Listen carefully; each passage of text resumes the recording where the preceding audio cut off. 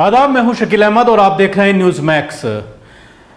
कल यानी शुक्रवार को मुंबई हाई कोर्ट का एक फैसला तबलीगी जमात को लेकर आया है, जिसमें उन्होंने ये कहा है कि तबलीगी जमात के जो विदेशी नागरिक हैं उनको बलि का बकरा बनाया गया है। इस पूरे मामले पर बात करने के लिए हमारे साथ मौजूद हैं एडवोकेट शाहिद अली, जो सुप्रीम कोर्ट में प्रैक्टिस करते हैं और तबलीगी जमात के केसेस को देख रहे हैं। शाहिद साहब, क्या कहना चाहेंगे? बहुत ऐतिहासिक फैसला इसको मानकर चला जा रहा है। पूरे इस फैसले पर पहली टिप्पणी आपकी क्या है? सबसे पहले तो मैं सबको मुबारकबाद देना चाहता हूँ, पूरी दुनिया के लोगों को, मुसलमानों को, हमारे हिंदू भाइयों को, जो भी हमारे साथ में इस क्राइसिस के वक्त में खड़े रहे हैं, जिसने हमारी ज़रा से भी हेल्प की है, जिसने हमारे लिए अच्छी कोई भी बात सोची है, हम सबको मुबारकबाद भी देना चाहते हैं, सबका शुक्रिया भी अदा करना चाहते हैं। मैं यही कहता था शकील साहब, आपको याद होगा कि सच विचलित तो हो सकता है कुछ वक्त के लिए, लेकिन हार नहीं सकता। जी सच्चाई की होती है। ऑनरेबल हाई कोर्ट ने जो फैसला किया है, आप उनके इस जजमेंट को पढ़ें। बहुत खूबसूरत जजमेंट लिखा है और सारी बातें वही लिखी हैं इन्होंने अपने जजमेंट के अंदर, जो हकीकत में बिल्कुल काली पोतने वाली चीज़ें हैं हमारे उन लोगों के मुंह पर, जिन लोगों ने ऐसे वक्त में कोविड-19 के वक्त में भी कोविड-19 का ही मजहब निकाल के रख लिया। ये उन लोगों के मुंह पर काली पोतने जैसा है और ये उस मीडिया के मुंह पर भी काली पोतने जैसा है जिन लोगों ने इस वक्त में नफरत फैलाने, जिस तरह से ये कहा गया कि बलि का बकरा बनाया गया है तबलीगी जमात के लोगों को, और सीए तक का उसमें जिक्र किया गया है कि किस तरह से सीए को लेकर मुसलमानों को खौफजदा करने की इस एपिसोड के जरिए सरकारों की प्लानिंग थी और ये पूरा मामला जो है निकलकर सामने आया। देखिए, आप जजमेंट को पढ़े हैं, उसमें बाकायदा ऑनरेबल कोर्ट ने सीएए प्रोटेस्ट का जिक्र किया है कि सीएए प्रोटेस्ट न सिर्फ दिल्ली में हो रहा था बल्कि हिंदुस्तान के बाकी पार्ट्स में भी हो रहा था। तो ये मुसलमानों में खौफ पैदा करने के लिए, ताकि मुसलमान किसी भी विदेशी मुसलमान से ताल्लुक ना रखें, ये दुर्भावना के तहत केस दर्ज करवाए गए हैं।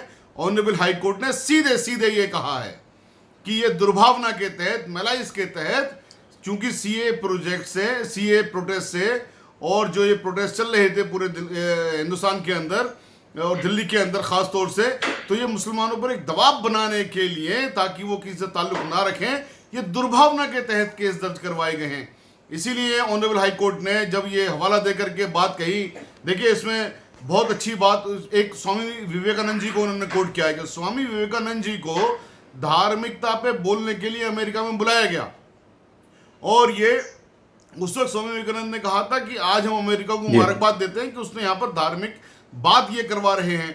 और हमारे अपने मुल्क में, जो स्वामी विवेकानंद का मुल्क है, कि यहाँ पर धार्मिक बातों को रोका जा रहा है। और ऑनरेबल हाई कोर्ट ने ये भी कहा, सर, एक मराठी, उन्होंने एक जो मराठा में एक कहावत है, उस कहावत का जिक्र किया कि फकीर अगर कोई मिसिंग है और आपने उसको ढूंढना है तो मस्जिद में ढूंढो। फकीर मस्जिद में क्यों ढूंढो? क्योंकि मस्जिदों के लिए ये माना जाता है, महाराष्ट्र के अंदर ये कहावत है कि मस्जिदों में उनको खाना खिलाया जाता है।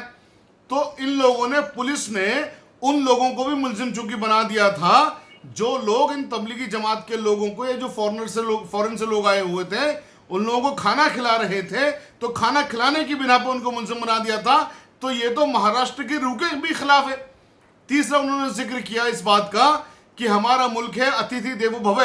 तो अतिथि देवो भव जो हमारा मुल्क है, पूरे जो भी हमारे यहाँ मेहमान आता है वो हमारे लिए भगवान जैसा है, और हम उनके साथ में क्या बर्ताव कर रहे हैं?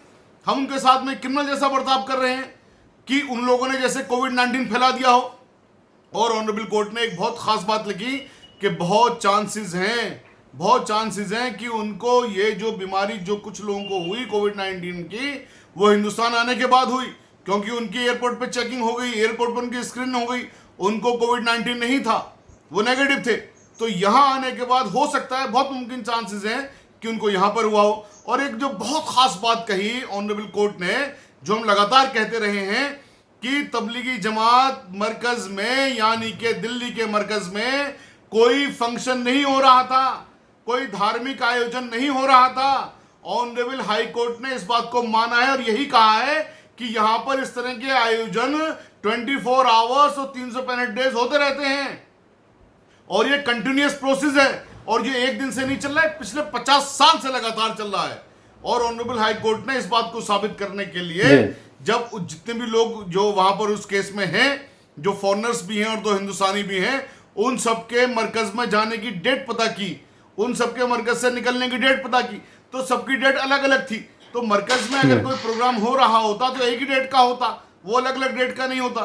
तो ये जो पूरा जजमेंट है, ये पूरा जजमेंट, तभी मैंने कहा कि ये उन लोगों के मुंह पे कालिक पोतने वाला जजमेंट है जिन लोगों ने कोविड-19 की भी एक मजहब निकाल के रख दिया, और जिन लोगों ने मुसलमानों को हाशिए पे लाने का काम किया, जिन लोगों ने मुसलमानों के खिलाफ इस मुल्क के बाकी लोगों के दिलों में नफरत भरने का काम किया, ये वाकई में उन लोगों के मुंह पे कालिक है। और आज जीत फिर सच की हुई। सत्यमेव जयते, जो हमारे हिंदुस्तान का एक, हमारे भारत का एक कलमा है, हमारे भारत का एक टाइटल है कि सत्यमेव जयते, आज ये उसकी जीत होती है। शाहिद साहब, इस फैसले में एक जिक्र यह भी किया गया है कि मुसलमानों को विदेशी मुसलमानों से, हिंदुस्तानी मुसलमानों को विदेशी मुसलमानों से कट करने की भी कोशिश की जा रही है कि वो उनसे किसी तरह से कांटेक्ट में ना रहें, वो यहाँ पर ना आए, या हम लोग वहाँ पर दूसरे कंट्रीज़ में, मुस्लिम कंट्रीज़ में ना जाएं। एक डर फैलाने की कोशिश इस षड्यंत्र के जरिए की गई है। लेकिन एक चीज़ और सामने आ रही है कि जहां तक बीजेपी शासित राज्यों का सवाल है, जहां जहां पर बीजेपी सरकारें हैं, वहां तो ये हुआ ही, लेकिन ये जो अहम फैसला आया है, ये वहां पर आया है जहां पर कांग्रेस, एनसीपी और शिवसेना की सरकार है, और सरकार के ऊपर टिप्पणी की गई है, राज्य सरकार के, वहां की पुलिस के ऊपर टिप्पणी की गई है कि मुंबई पुलिस ने पूरा इसमें षड्यंत्र रचा है। तो कहा जा सकता है ना सिर्फ बीजेपी शासित राज्य बल्कि और सरकारें हैं जहां पर दूसरी पार्टियों की सरकारें हैं, सेकुलर जो अपने आप को कहते हैं, चाहे हम दिल्ली की बात करें, तेलंगाना की बात करें, तमाम जगह कहीं ना कहीं हर जगह जो है वो डिस्क्रिमिनेशन किया गया तबलीग जमात के लोगों। शकील साहब, मैं इस बात का जवाब अगर एक अपने सवाल से करूं तो मेरा ख्याल है सवाल के साथ ही जवाब भी आ जाएगा और समझ में भी आ जाएगा। हमारा मुल्क आज़ाद हुए 74 साल हो गए जी, और 74 साल में सबसे ज्यादा वक्त कांग्रेस की सरकार रही है। तो फिर क्या वजह है कि मुसलमान दलितों से भी निचले स्तर पर चले गए? जस्टिस सच्चन ने अपनी रिपोर्ट में लिखा है कि मुसलमान दलितों से निचले स्तर पर चले गए। तो यहां पर यह बात छिपी हुई है इस बात के पीछे भी, जो आपका सवाल है कि महाराष्ट्र के अंदर कांग्रेस की और शिवसेना की हुकूमत है। तो जहां जहां भी कांग्रेस की हुकूमत होगी, वो आप उनसे कोई तवक्को ना करें कि वो आपके लिए कुछ अच्छा करेंगे। वो आपके लिए और ज्यादा खतरनाक मंसूबे बनाते हैं, आपके लिए और खतरनाक मंसूबों पर काम करते हैं। और देखिए, जब आप इस जजमेंट को पढ़ेंगे तो आपको एक चीज और पता लगेगी कि तबलीगी जमात के खिलाफ तमाम तरह की इंस्ट्रक्शंस कांग्रेस की सरकार वक्त वक्त पे देती आ रही थी। तबलीगी जमात को बैन करने की इन लोगों ने बहुत पहले से कोशिश की, लेकिन तबलीगी जमात के खिलाफ में कोई भी एक भी चीज, एक भी केस ऐसा नहीं निकला कि तबलीगी जमात के खिलाफ कोई एक्शन ले सके। तो ये सबसे ज्यादा जो जालिम है ये कांग्रेस वाले ही हैं जी। मैं किसी दूसरी पार्टी को क्लीन चिट नहीं दे रहा हूं, क्योंकि ऑनरेबल हाई कोर्ट ने अपने ऑर्डर में लिखा है कि महाराष्ट्र ने ये केस तो किए, लेकिन सेंट्रल के आदेश पे किए। वो सेंट्रल ने आदेश क्यों दिया? ये मेलाइस के तहत दिया गया है ताकि ये लोग विदेशी मुसलमानों से ताल्लुक ना रखें। अच्छा, दूसरी बात शाहिद साहब, इस केस का जो फैसला आया है हाई कोर्ट कि इस हमाम में सब नंगे हैं तो कोई बुरी बात नहीं होगी। शाहिद साहब, जो ये फैसला आया है, मुंबई हाई कोर्ट का फैसला है, इस फैसले का और केसेस पर किस तरह का प्रभाव पड़ सकता है, जो और राज्यों में केसेस चल रहे हैं तबलीग जमात को लेकर? देखिए, इससे पहले कर्नाटका से भी इस तरह के फैसले आए थे जी। और कर्नाटका हाई कोर्ट ने भी यही बात कही थी कि उनको बलि का बकरा बनाया गया है जी। अब ये honourable high court of Bombay का ये केस, ये फैसला आ गया। आपको मैं बताऊं, जो छोटी मोटी कोर्ट्स हैं, जिनको हम छोटी कोर्ट्स कहते हैं, यानी ट्रायल कोर्ट्स में कई जगह ऐसे फैसले आए हैं जिस तरह की टिप्पणियां की गई हैं और उनको बहुत छोटा सा माइनर पनिशमेंट लगा करके, क्योंकि बात यह थी कि उन लोगों ने अपने घर जाना है तो इसलिए वो सब चीज छोड़ी गई। तो एक स्टेट का जो जजमेंट है दूसरे स्टेट की जो अदालतें हैं वो वहां रिफर तो किया जा सकता है, लेकिन और जो लोअर कोर्ट्स हैं वो तो उनके लिए मान्य है, वो तो उनको मानेंगी चाहे वो किसी भी स्टेट हाई कोर्ट का ऑर्डर हो। लेकिन जो पैरेलल हाई कोर्ट किसी भी दूसरे स्टेट की है, वहां वो जजमेंट रिफर तो किया जा सकता है, लेकिन वो ऑनरेबल हाई कोर्ट दूसरे स्टेट की उसको मानने के लिए विवश नहीं है।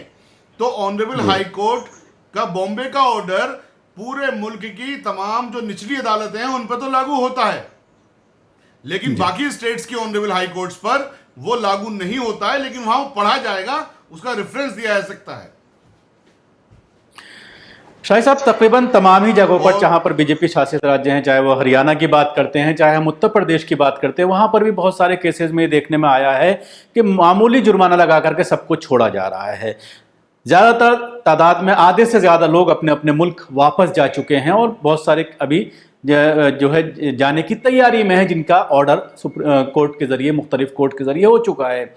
लेकिन इसी दौरान 3 दिन पहले जिस तरह से ये केस इस केस से जुड़ा हुआ मौलाना साद को लेकर तमामी चैनल्स पर यह खबर चलाई गई कि उनके ठिकानों पर छापे मारे गए ईडी के जरिए, तो कहीं ना कहीं मुख्तलिफ एजेंसियों के जरिए भी परेशान करने की कोशिश की जा रही है।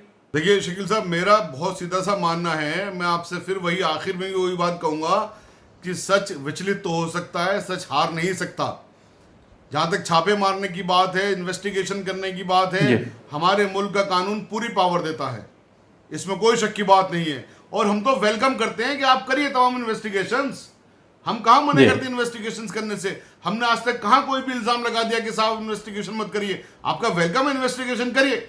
हमें पता है, हमें मालूम है कि इन्वेस्टिगेशंस करने के बाद में बिल्कुल दूध का दूध पानी का पानी हो जाएगा। आज जैसे honourable high court of Bombay ने ऑर्डर किया है, कल कर्नाटका हाई कोर्ट ने किया था, कल को इंशाल्लाह हमें पूरी उम्मीद है ऑनरेबल सुप्रीम कोर्ट से भी ऐसा ऑर्डर आएगा। तो इस तरह की जो चीजें हैं, ये इन्वेस्टिगेशन कर ले, इन्वेस्टिगेशन के बाद इंशाल्लाह ये बिल्कुल पाक साफ निकलेंगे। और हम भी ये चाहते हैं कि जिस तरह से इल्जाम लगाए गए हैं उस जमात पर, जिस जमात की फॉलोइंग पूरी दुनिया के अंदर है और पूरी दुनिया से लोग यहाँ पर अपने आप को रिफॉर्म करने के लिए आते हैं। ऑनरेबल हाई कोर्ट बॉम्बे ने भी ये बात लिखी है कि ये कंटिन्यूअस प्रोसीजर और लोग अपने आप को रिफॉर्म करने के लिए यहाँ पर आते हैं।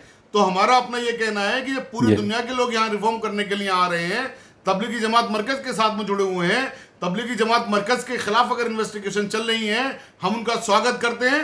इन्वेस्टिगेशंस कंप्लीट हो जाने दीजिए, इंशाल्लाह दूध का दूध पानी का पानी हो जाएगा, पाक साफ ये निकल के वहां से आएंगे, ताकि ये जो रिफॉर्मेशन का काम है, ये रिफॉर्मेशन का काम और ज्यादा ताकत के साथ, मजीद ताकत के साथ, मजीद स्ट्रांगनेस के साथ ये आगे बढ़ सके।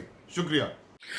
शुक्रिया शाहिद साहब, हमसे बात करने के लिए। ये थे एडवोकेट शाहिद जो हमसे बात कर रहे थे इस पूरे मामले को लेकर जो हाईकोर्ट का फैसला आया है, और उसके साथ ही जो मौलाना साद के खिलाफ अब एक नई प्रक्रिया शुरू की गई है छापेमारी ईडी के जरिए, और पूरा असासे की पूरे उनकी मिल्कियत की जांच की जा रही है, उनके बैंक अकाउंट को खंगाला जा रहा है। तो उसको लेकर शाहिद साहब का कहना है कि हमें इसमें कोई एतराज़ नहीं है, कोई भी एजेंसी जाँच कर सकती है, लेकिन हमें पूरा विश्वास है कि मौलाना साद और तबलीगी जमात पूरी तरह से निर्दोष जाँच में साबित होगी। शुक्रिया। आपको हमारा प्रोग्राम कैसा लगा ज़रूर बताएं। हमारे यूट्यूब चैनल को सब्सक्राइब करना ना भूलें, इसके साथ ही बेल आइकन ज़रूर दबाएं। धन्यवाद।